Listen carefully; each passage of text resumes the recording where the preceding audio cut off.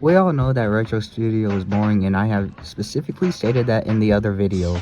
But there are many ways that old Roblox can compare to RetroStudio. So many of us already know that RetroStudio is meant to restore old Roblox, but it does not do a good job at it.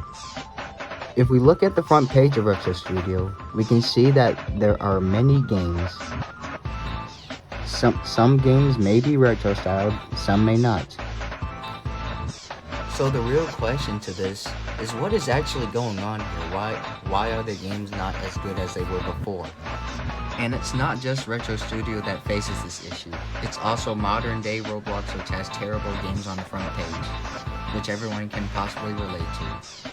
If we want to compare RetroStudio to old Roblox, we have to go back in time to 2019, where RetroStudio was born, and 2006 when Roblox started as a company. This is RetroStudio in 2019. They only have one game, and the community is very small and unrecognized.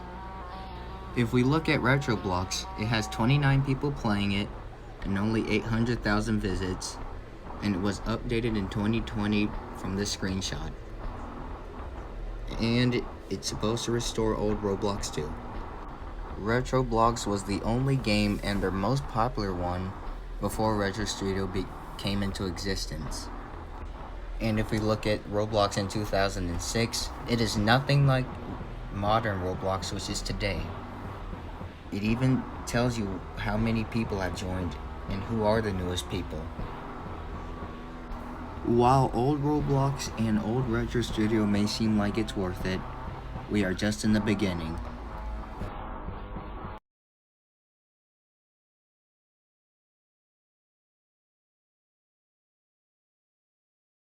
Ever since Flamingo played RetroStudio, it is taking off very well. In 2021, there was Tower of Hell, and there were many more creative games back then. Now, back in 2021, there were a lot of recreation of old Roblox games that you might be familiar with. But RetroStudio at this time was growing, so it had a small player base.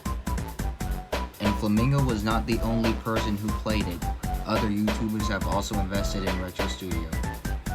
But if we pause the footage, we can see that the front page in RetroStudio of 2021 is relatable to old Roblox because of the games. And before we hit our heads, no, old Roblox and old RetroStudio were not better. If you played RetroStudio in 2021, you had to make a game in RetroStudio entirely from the toolbox. There was no scripting, there was no scripting tutorials, there was none of that. And old Roblox had the same limitations. It did not have data saving, and shadows weren't released until 2012. So if you think about it, old RetroStudio and old Roblox weren't really that good. They had very limitations, and making games were a bit harder. But there is an update in 2021 that will change RetroStudio forever.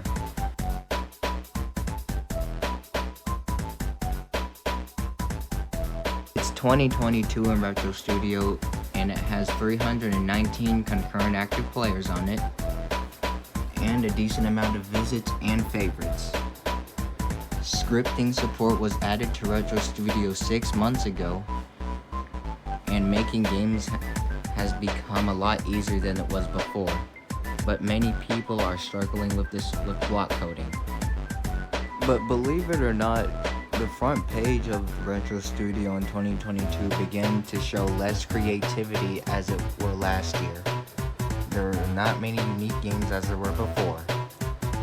If you don't see my point, I'm talking about the free admin games, better known as the Simon Says games, which requires an owner to host it. Aside from the games and studio, there was an infamous figure called Aswell in RetroStudio who would make non-safe for work games to be an absolute troll on RetroStudio. And hackers would also attack RetroStudio from time to time. RetroStudio was also taken down on May 24 for an unknown reason.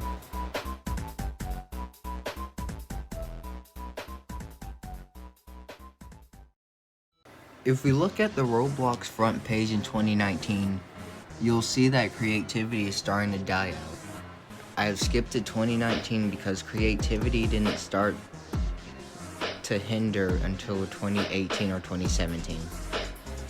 This is the point where simulators start to show up, and all the other game genres that we see today are starting to build their way up.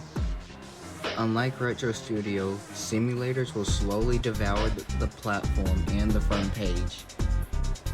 But RetroStudio and Roblox just gets worse from here. If I'm being honest, some of you might disagree with me, but 2023 was undoubtedly the worst year for RetroStudio and Roblox in general. But 2023 did introduce some YouTubers like me, Cloud4K, and others. I think the worst part about 2023 is when RetroStudio decided to add the Skibbity Toilet meme into the game.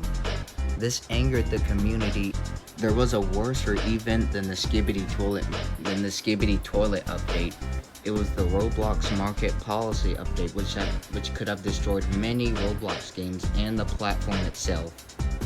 There was also an event called the Cloud4K raid. I'm not trying to call out Cloud4K or make him look bad, but this was a real event, and it really didn't do anything to RetroStudio. It was pretty much harmless. But that's basically all I have to say. RetroStudio had a similar fate to old Roblox.